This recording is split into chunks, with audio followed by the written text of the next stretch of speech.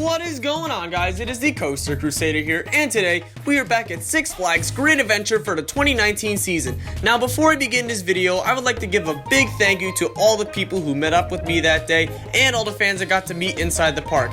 And I am more relieved to have finally ridden a coaster after 3 months. But the bottom line is, the off-season is officially over and the 2019 season is underway. However, Great Adventure was kind enough to share some information about some additional surprises they had in store for us in 2019. Aside from the chain-wide upgrade for the Flash Pass system and memberships, the park did make some park improvements over the off-season, and some of these improvements are still in progress. In this video, we are going to be talking about everything that is new for Great Adventure in 2019. Now keep in mind, there may be a chance that I may have missed out on a couple of things. If you guys notice anything new at the park that I may have missed, feel free to comment below. So as you're walking into the park, on your left you will see that the former M&M Emporium is now closed and completely gutted out. The building is currently being repainted and will be the new home for the Coasters and Candy Shop. The original Coasters and Candy Shop in the Golden Kingdom Outpost will still be open under a new name, but most of its inventory is a bunch of capes, squid hats, and a couple other basic theme park souvenirs. Making our way toward the boardwalk section, the carousel has also received a new paint job. The animal paintings on top of the carousel were also repainted, and now you can actually tell what they're supposed to be. And in true Six Flags fashion, they put the Six Flags logo on the side of the carousel. Boardwalk is also another area of the park to receive a slight makeover. To the surprise of many, Twister received some TLC over the off-season. Both the entrance and exit ramps were completely rebuilt, and the ride's logo received a nice touch-up as well. Personally, I was surprised by this move since Cyborg is considered the spiritual successor to this ride, but it's great to see the park taking care of its top spin. In the back half of Boardwalk, this is the update that I was actually really excited for, and that is Superman is finally getting a new coat of paint. The ride will be sporting the same color scheme as Over Georgia Superman with a scarlet red track and a dark blue supports.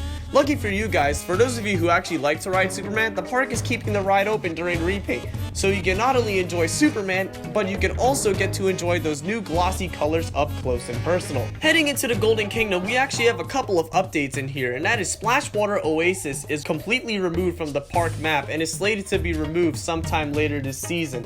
In addition to that, the Sea Lion show was technically replaced by another Sea Lion show called The Quest of the Pinniped Pirates.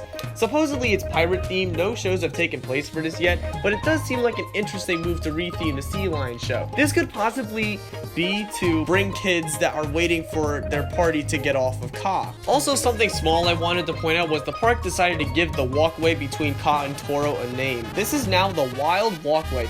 In here you'll find animal educators talking about some of the animals that inhabit the enclosures here, and there's also a lion exhibit complete with the dad and his cubs for guests to watch. You also see some TVs here that aren't the correct size for some reason hanging out in this area. These were built for the Maze Hellfest. Speaking of Fright Fest, you can actually see the entrance for Hellfest right across from the temple. Over by El Toro is a very welcome sight. El Diablo is completely removed from the park. The statue that used to be by the ride was shipped down to Texas for their Super Loop. The only thing that remains is Rolling Thunder's old entrance archway and the queue line. Gee, I wonder what they're gonna put here in the future.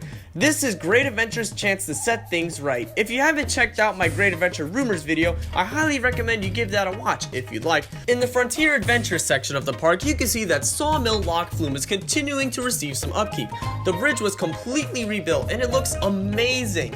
Huge kudos to this park for the continual upkeep of this classic attraction. Heading across the park, we're going to take a quick detour into the Looney Tunes Seaport. The Crazy Cars is completely boarded up and was removed from the park map.